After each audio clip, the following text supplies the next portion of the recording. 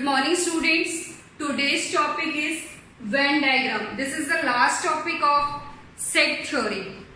Before this we have learned how we can represent set in roster form, in set builder form. This is another kind of representation of set. So we have basically three types of representation. First one is roster, second is set builder, and third one is Venn diagram. Now what is Venn diagram? In today's lecture we will do Venn diagram, why we use this, how we can represent sets by using dramatically. ठीक है? Now what is Venn diagram? The pictorial representation of any set is known as Venn diagram. अगर आपने अपने set को एक picture की form में represent करना है, मीन्स डायग्राम के थ्रू रिप्रेजेंट करना है, तो हम कौन सा यूज करेंगे diagram? This diagram is known as Venn diagram. John Venn, next point Venn diagram के लिए, John Venn was the first mathematician who used diagram to represent sets and relationship between them. Means हमारे जो first mathematician थे John when, जिन्होंने set को represent करने के लिए डायग्राम यूज किया था, उनके नाम पे ही इसका नाम क्या पड़ा है? Venn diagram. तो John Venn was the first mathematician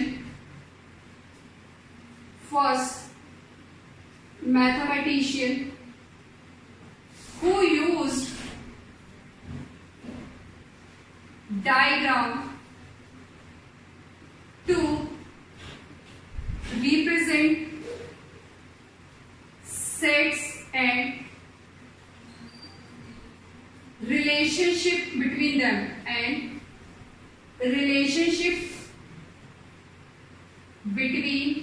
them तो बच्चों what is Venn diagram? It's a pictorial representation of set. और वेन डायग्राम ये किसके नाम पर पड़ा? एक हमारे मैथमेटिशियन थे जॉन वेन, जिन्होंने सेट को रिप्रेजेंट करने के लिए डायग्राम्स का यूज किया था. उन्हीं के नाम पर इसका नाम क्या पड़ गया है? Venn diagram. Next important point क्या है वेन डायग्राम के लिए? जब भी आप वेन डायग्राम यूज करोगे, it is represented by a close figure. Figure आपकी क्या होनी चाहिए? क्लोज होनी चाहिए. It is represented by closed figure. या फिर हम कह सकते हैं कि वेन डायग्राम के अंदर जितनी भी आप फिगर्स लोगे ड्रॉ करने के लिए, सेट्स को रिप्रेजेंट करने के लिए, वो क्या होनी चाहिए? क्लोज होनी चाहिए. For example, this is rectangle. Rectangle is used for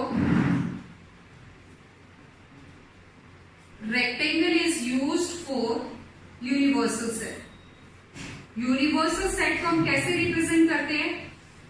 By using rectangle.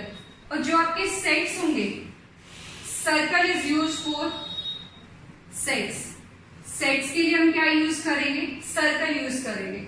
अब ये लाइन का मतलब क्या? It is represented by close figure. Normally हम क्या करते हैं? रेक्टेंगल यूज होता है आपका यूनिवर्सल के लिए, और जो आपके सेट्स है वो यूज हो गए सर्कल. ठीक है?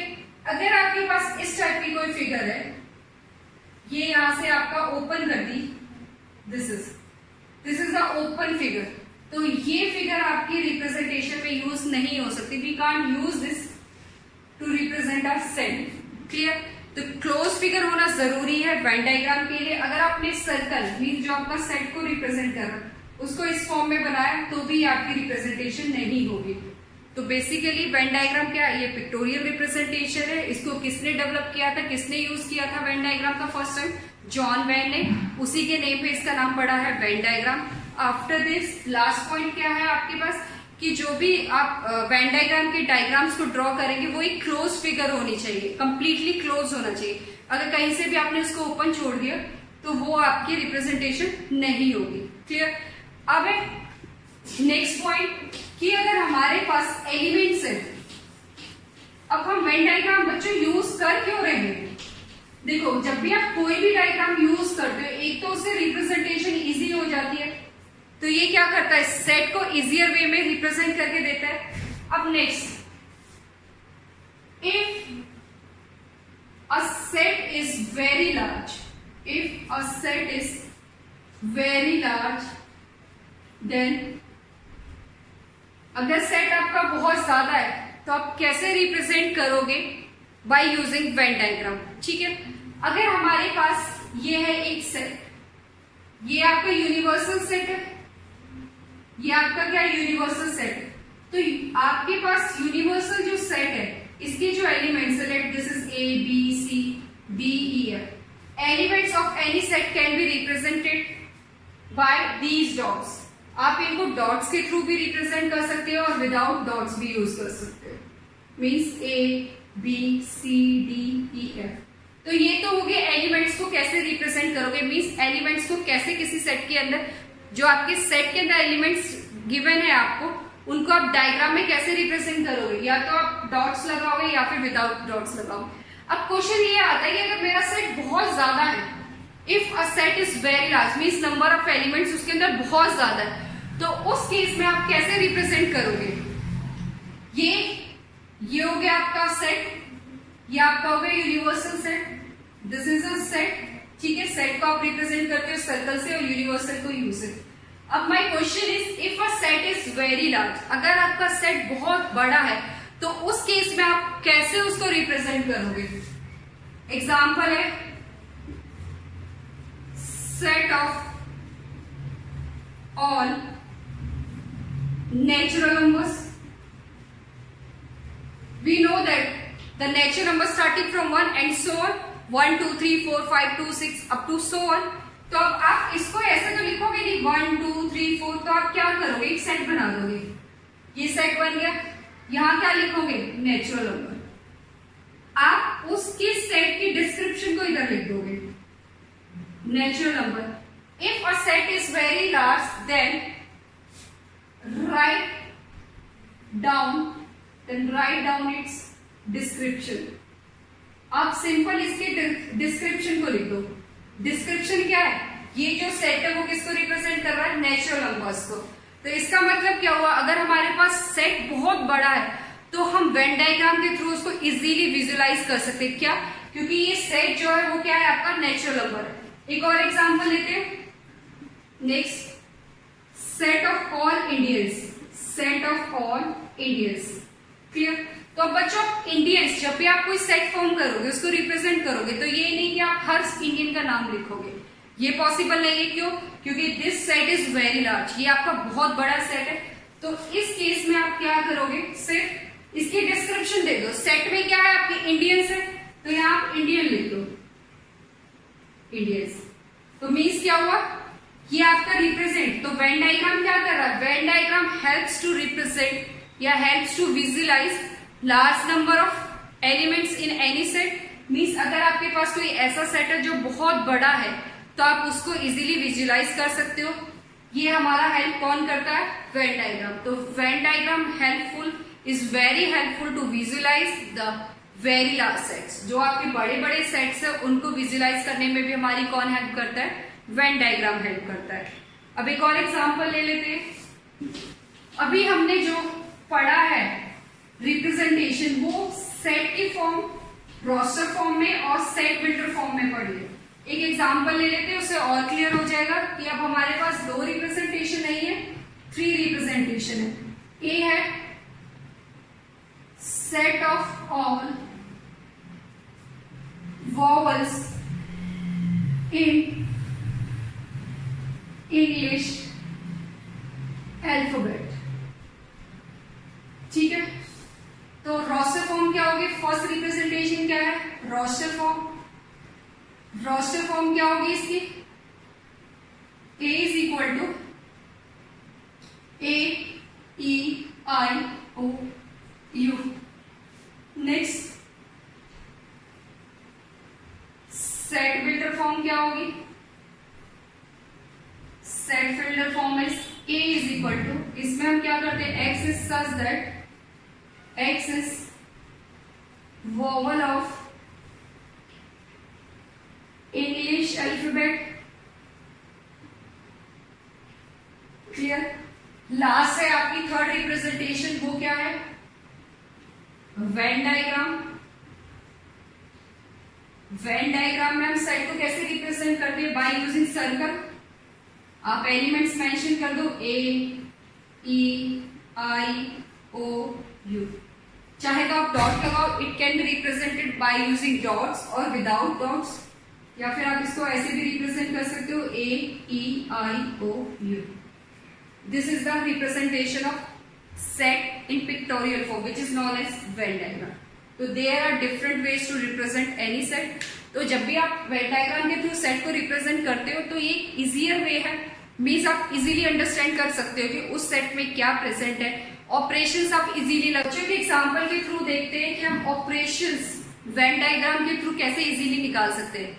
ऑपरेशन जैसे आपका यूनियन हो गया, इंटरसेक्शन हो गया, इन ऑपरेशंस को by using Venn diagram easily calculate कर सकते हैं, इजीली फाइंड कर सकते हैं। फॉर एग्जाम्पल मेरे पास एक सेट है C. C is a set of all students like chemistry, means C के अंदर ऐसे स्टूडेंट्स हैं जो केमिस्ट्री को लाइक करते हैं, A B C D. These are the number of students, A B C D are students. मैंने general नाम ऐसे ही नाम ले लिया है, ए बी सी डी। ये 4 ऐसे स्टूडेंट्स हैं जो केमिस्ट्री को लाइक करते हैं। C for chemistry. Next P D E B G. These are those student who likes physics, means D E B G मेरे ऐसा सेट फॉर्म किया है जो जिसके अंदर वो स्टूडेंट्स है जो किसको लाइक कर रहे हैं, फिजिक्स को लाइक कर रहे हैं। ठीक है, अब आप बच्चों देखो C union P। C union P का मतलब क्या है? ऐसे स्टूडेंट्स जो केमिस्ट्री को भी पसंद करते हैं, मीन्स C और P ऐसे स्टूडेंट्स जो केमिस्ट्री को भी लाइक करते हैं, फिजिक्स को भी लाइक करते हैं, और बोथ यही आपने यूनियन पढ़ा है अभी तक। ठीक है, तो इसके अंदर क्या आ जाएगा? केमिस्ट्री किसको अच्छी लग रही है? A B C D. Physics D already हो चुका है, ई बी हो चुका है, जी। और दोनों में क्या थे? ये दोनों के अंदर बी और क्या था? डी था। ठीक है, ये सारे इंक्लूड हो गए, ये हो गया यूनियन। तो बच्चों और का मतलब क्या होता है? यूनियन। ठीक है, अगर किसी भी स्टेटमेंट में और लिखा आता है, और का मतलब है यूनियन, ये याद रखना। और मीन्स यूनियन। अगर लिखा हुआ है एंड या बोथ, इट मीन्स ये किसको रिप्रेजेंट कर रहा है? कॉमन पार्ट को, और जो क्या है हमारा? Intersection.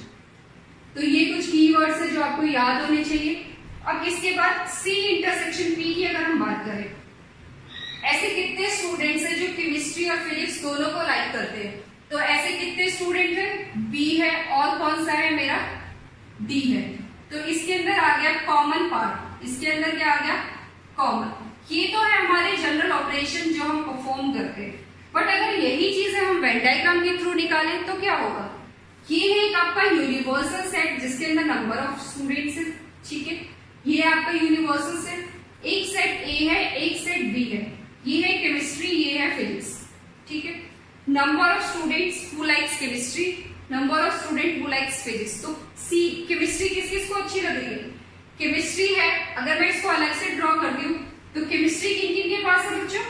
A B C and D. Clear? ये है केमिस्ट्री। ये वो सेट है, उन स्टूडेंट्स का सेट है जिनको केमिस्ट्री पसंद है। Next, this is a set of दो स्टूडेंट हु लाइक्स फिजिक्स। तो ये कितना हो गया? बी डी ई जी। क्लियर? ठीक है, अब इन दोनों सेट की अगर हम बात करें, अब यहां देखो बच्चों, ये जो चीजें इन दोनों के अंदर, ये वाली चीज, ये क्या है? आपकी कॉमन है। तो मीन्स ये दो सेट्स क्या हो रहे हैं? आपके ओवरलैप हो रहे हैं। ये दोनों सेट्स क्या हो रहे हैं? इस वाले पार्ट पे ये दोनों सेट्स क्या हो रहे हैं? हमारे ओवरलैप हो रहे हैं। तो ओवरलैप कहाँ है? बी और डी पे। मीन्स इन दोनों का कॉमन पार्ट क्या है? बी और डी। अब यहाँ क्या है? ए सी, ये है ई जी। अब ये आपका वेन डायग्राम बन गया, ये आपका वेन डायग्राम बन गया। अब आप, ये तो आपका नॉर्मल मेथड है, एनालिटिकल मेथड है जो आप यूज कर रहे हो। अब वेन डायग्राम के थ्रू आप यूनियन और इंटरसेक्शन कैसे निकाल सकते हो? वेन डायग्राम बन गया आपका। अब इंटरसेक्शन का मतलब क्या होता है? कॉमन। अब इसमें देख लो बच्चों, कॉमन क्या है? Common is B D. और यूनियन आपको पता है, यूनियन क्या होता है? जो सी में भी है, पी में भी और दोनों में भी। तो ये वाला जो पूरा पार्ट है वो किसको रिप्रेजेंट करेगा? यूनियन को। तो यूनियन क्या हो गया? A C B D G E. It means if you are draw a Venn diagram, अगर आप एक वेन डायग्राम को ड्रॉ करते हो तो आप उसमें से इजी फाइंड कर सकते हो यूनियन, इंटरसेक्शन, सेट डिफरेंस। तो वेन डायग्राम की एडवांटेज क्या हो गई, एक एप्लीकेशन ये हो गई कि हम इजीली किसी भी सेट को अच्छे से देख सकते हैं और उस पे जितने भी पॉसिबल ऑपरेशंस है उनको हम यूजिंग वेन डायग्राम इजीली निकाल सकते हैं। क्लियर? तो वेन डायग्राम हमारी क्या क्या हेल्प करता है? वेन डायग्राम हमारी हेल्प करता है अगर हमारे पास लार्ज सेट है, नंबर ऑफ एलिमेंट्स उसके अंदर ज्यादा है, तो उसको हम विजुअलाइज कर सकते हैं, उसको इजीली अंडरस्टैंड कर सकते हैं। सेकंड क्या एप्लीकेशन हो सकती है कि हम कैसे इसको यूज कर सकते हैं कि जो ये हमारा वेन डायग्राम है ये हमारा हेल्प कर रहा है किसमें? ऑपरेशंस को फाइंड आउट करने में। क्लियर? अब बच्चों कुछ स्टैंडर्ड फॉर्मूले हैं, सम बेसिक रिजल्ट्स है बेस्ड ऑन दीज, वो आपको लर्न होने चाहिए क्योंकि वेन डायग्राम की मेन एप्लीकेशन ये है कि आपके पास जो इंफॉर्मेशन है उनको आप एक पिक्टोरियल रिप्रेजेंटेशन की फॉर्म दे रहे हो। मीन्स मैं आपसे बोलती हूँ कि एक क्लास है उसके अंदर इतने स्टूडेंट्स फिजिक्स पसंद कर रहे हैं, इतने केमिस्ट्री पसंद कर रहे हैं, तो मुझे बताओ ऐसे कितने स्टूडेंट्स हैं जिनको फिजिक्स और केमिस्ट्री दोनों पसंद है या फिजिक्स नहीं पसंद है या जो सिर्फ फिजिक्स पढ़ रहा है। इस तरह के जो क्वेश्चन है such type of these question can be easily calculated by Venn diagram. Clear? तो अब हम कुछ करते हैं some basic results। ये आपके यूज होंगे first n of A union B which is equal to n represent number n of A plus n of B minus n of A intersection C। अब बच्चों आप ये सोच रहे होंगे कि माइनस क्यों किया? अब यहां देखो, ये है आपका Venn diagram A intersection B, ये आपका ओवरऑल क्या होता है? A यूनियन B होता है। क्लियर? A यूनियन B है। अब बच्चों ये वाला जो केस है ये है इंटरसेक्शन का केस, ये क्या है आपका? इंटरसेक्शन का केस। अब हमने n ऑफ A तो कर लिया और B को भी ऐड कर लिया, बट हम इसमें से इंटरसेक्शन वाला पार्ट क्यों माइनस कर रहे? अब ये बात ध्यान से सुनना। अब जो ये A है, A के अंदर, ठीक है, A के अंदर है आपका 3 4 6, B के अंदर है आपका 4 3 5 8, ठीक है। अब बच्चे जब आप A और B आप इंटरसेक्शन लोगे और इसका यूनियन लोगे तो आपके पास क्या आएगा? 3 4 6। अब ये देखो, ये जो पॉइंट है 3 और 4 इसमें भी इंक्लूड है, इसमें भी इंक्लूड है। जब आप वेन डायग्राम बनाते हो तो ये दो बार आ गया इसके अंदर, तो आपको चाहिए ये वाला पार्ट ओनली वन टाइम, तो एक बार हम इसको क्या कर देंगे? माइनस कर देते हैं। क्लियर? ये जो A इंटरसेक्शन B आपका रिपीट हो रहा है, यहाँ भी एलिमेंट्स है, यहाँ भी एलिमेंट्स, हमें एक बार चाहिए क्योंकि A यूनियन B ये है, तो आप क्या करोगे? एक बार इसको माइनस करोगे, या फिर आप ऐसे भी समझ सकते हो, ये है आपका A। अब इस A में से ये देखो, ये जो रीजन है ये वाला रीजन एक बार यहां ऐड होगा, एक बार ये रीजन यहां ऐड हो रहा है आपका B के साथ, तो आपने इसको क्या किया है? कॉमन वाले पार्ट को दो बार ऐड किया है, तो हमें तो एक बार ही चाहिए, तो इसलिए इसको हम माइनस कर देंगे। ये चीज क्लियर हो गई? क्लियर? ये दो बार ऐड हो रहा है, हमें सिर्फ एक बार चाहिए, इसलिए इसको वन टाइम माइनस कर देंगे। नेक्स्ट है आपका, ये हो गया। नेक्स्ट फॉर्मूला इज सेकेंड, इसके लिए मैं वेन डायग्राम यहां बना देती हूं, ये है आपका O। क्लियर? अगर इसी फॉर्मूले को अगर हम डिफाइन करें दोबारा से, if A intersection B is equal to 5 means null हो जाए, एम्प्टी हो जाए, कुछ भी कॉमन नहीं है, अगर आपके पास इस फॉर्म में है तो उस केस में आपका यूनियन क्या हो जाएगा? n of A union B is equal to n of A plus n of B। Clear? Third, next is अगर आपने निकालना है दिस रीजन, ये आपका A है, ये आपका B है, this is known as only A, means A में से आपने B माइनस किया, तो n of A minus B, ये क्या होगा आपका? What is this? आप इसको कैसे निकालोगे? A माइनस B क्या है बच्चों? n of A, ये होल क्या है आपका? n of A, और ये वाला पार्ट क्या है? n of A intersection B। तो आप क्या करोगे? n of A में से n of A intersection B minus कर दोगे। अगर आप वेन डायग्राम बना लेते तो आपको ये फॉर्मूले भी लर्न करने की जरूरत नहीं है। Similarly n of B minus A क्या हो जाएगा? n of B minus N of A intersection B. इसके लिए वेन डायग्राम क्या होगा, ये वाला। ये है आपको अगर ये वैल्यू कैलकुलेट करनी है, this is only B, this is only B. Clear. अब उसके बाद नेक्स्ट लास्ट फॉर्मूला है आपका if we have three sides. तो ये याद रखना बच्चों, N of A union B union C क्या होगा आपका, N of A plus N of B N of C minus N of A intersection B N of B intersection C minus N of C intersection A. Proof कोई नहीं पूछता आपसे, सिर्फ आपको ये फॉर्मूला पता होना चाहिए। ठीक है, याद होता है तो ठीक है, नहीं तो हम इसको वेन डायग्राम के थ्रू भी सॉल्व कर सकते हैं। तो ये हमारे कुछ स्टैंडर्ड रिजल्ट है जो हमें याद होने चाहिए। अब इनके बेसिस पे कुछ क्वेश्चन करते हैं। इस लेक्चर में हम करेंगे वेन डायग्राम फॉर 2 सेट्स और इसके बाद हम करेंगे Venn diagram for 3 sets. Clear. Question is in a survey of 600 students in a school, means किसी स्कूल में 600 students 150 were found to be taking tea, जिसमें से 150 स्टूडेंट्स क्या ले रहे हैं, टी ले रहे हैं, 225 taking coffee, next 100 were taking both T and coffee. अब यहाँ बच्चों देखो the term is use both. If both और एंड इनमें से कोई भी आपको स्टेटमेंट में मिले तो इसका मतलब होता है intersection. Now this indicates intersection, T और कॉफी का इंटरसेक्शन आपको गिवन है। After this how many students were taking neither T और नो कॉफी। तो हमें वो स्टूडेंट्स बताने जो ना तो चाय ले रहे हैं ना ही कॉफी ले रहे हैं। इसको हम वेन डायग्राम के थ्रू भी करेंगे और एनालिटिकल मेथड के थ्रू भी करेंगे। ठीक है, मीन्स बाय यूजिंग फॉर्मूला और वेन डायग्राम। तो सबसे पहले हम वेन डायग्राम बना देते हैं। Venn diagram is very easy. यहाँ आपके सेट कितने, 2 सेट है, एक टी का सेट है और एक आपका कॉफी का सेट है। तो ये जो रिप्रेजेंट कर रहा है वो टी को रिप्रेजेंट कर रहा है, ये वाला पार्ट जो है वो कॉफी को रिप्रेजेंट कर रहा है। T for tea, C for coffee. Clear. In a survey of 600 students, किसी स्कूल में 600 स्टूडेंट्स है, means total number of students कितने, यूनिवर्सल के अंदर कितने स्टूडेंट्स है आपके 600। 150 were found to be taking tea. अब ये जो आपको गिवन है ये ओवरऑल ये कितना गिवन है आपको 150। Number of students who are taking tea is 150। अब उसके बाद कॉफी कितने स्टूडेंट्स ले रहे, दिस इज 225। ये आपको कितना गिवन है, ये आपको 225 गिवन है। 100 were taking both coffee and T, ये आपको कितना गिवन है, दिस इज गिवन एज 100। ये कितना है 100 गिवन है।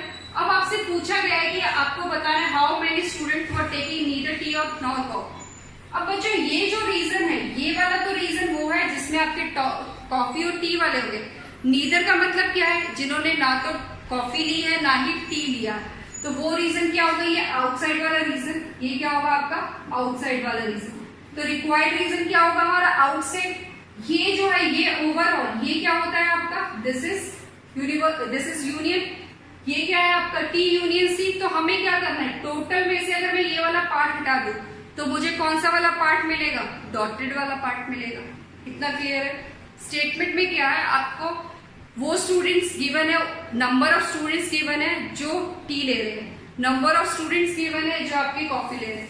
दोनों में जो कॉमन है वो भी आपको पता है, यूनिवर्सल भी आपको पता है। आपसे पूछा गया है कि वो स्टूडेंट्स बताइए जो ना तो कॉफी ले रहे हैं ना ही वो टी ले रहे हैं, नीदर टी नॉर कॉफी। तो इस केस में आपका जो वेन डायग्राम ड्रॉ होगा वो कौन सा होना चाहिए, ये जो डॉटेड रीजन वो आपका रिक्वायर्ड रिजल्ट है। तो डॉटेड का मतलब क्या हो गया, टोटल में से आप यूनिवर्सल में से आप क्या करो, यूनियन माइनस कर दो, आपके पास वही आ जाएगा। चेक करो number of student who are taking tea, ये आपको गिवन है कितना, टी कितने स्टूडेंट्स ले रहे हैं 150। Number of students who are taking coffee which is equal to 225। Number of students ये आपको गिवन है, दोनों जो ले रहे हैं विच आर 100। क्लियर। अब क्वेश्चन की स्टेटमेंट देखना बच्चों, आपको क्या निकालना है number of students who are not taking neither tea nor coffee. अगर वो नहीं ले रहे, अब ध्यान से सुनो, अगर टी वो सेट है जो टी लेता है और जो नहीं लेता वो उसका कॉम्प्लीमेंट होगा।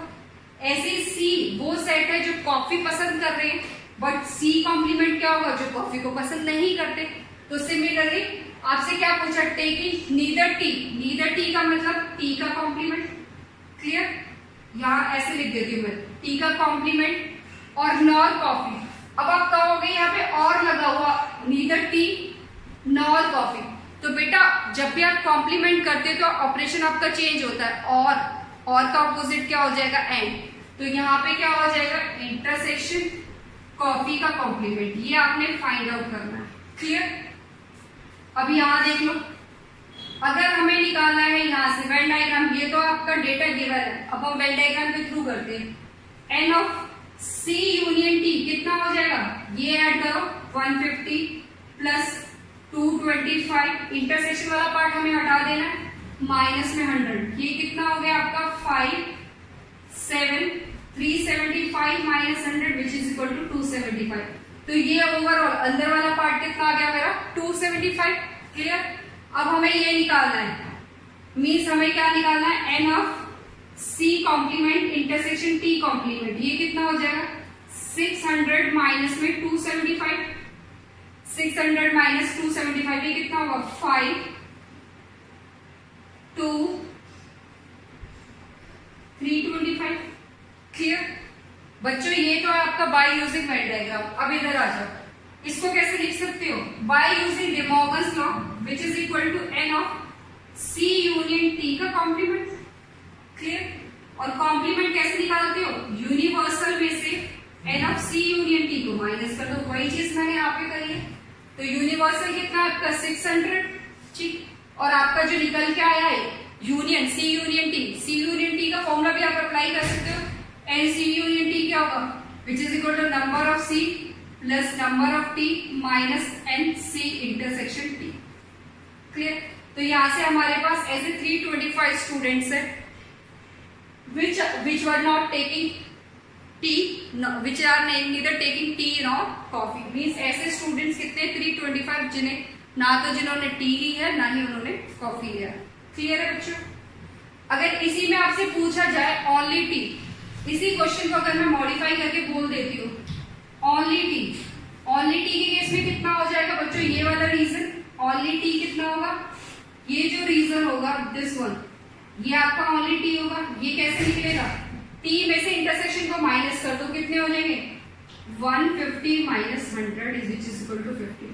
अगर बच्चों आपको वेन डायग्राम बनाना आ गया तो आप कोई भी डेटा यहाँ से कलेक्ट कर सकते हो, निकाल सकते हो। क्लियर, क्वेश्चन को एक बार बता देती हूँ मैं, क्वेश्चन में क्या था, आपके पास एक ऐसा सेट है जो टी पसंद कर रहा है, एक ऐसा सेट है जो कॉफी पसंद कर रहा है, और दोनों का कॉमन भी आपको नंबर्स गिवन है। आपने फाइंड करने हैं ऐसे स्टूडेंट जो ना तो टी को पसंद करते हैं ना ही कॉफी को पसंद कर रहे हैं, ना तो उन्होंने टी लिया है ना ही कॉफी लिया है। तो ये वाला रीजन जो आउटसाइड दिस सर्कल होगा वो आपका ये वाला पार्ट होगा। तो आपने क्या करना है, यूनिवर्सल में से इस यूनियन को माइनस कर देना। ठीक है बच्चों, आज की क्लास में हमने वेन डायग्राम पढ़ा 2 सेट्स के लिए, नेक्स्ट में हम करेंगे 3 सेट्स के लिए। Thank you.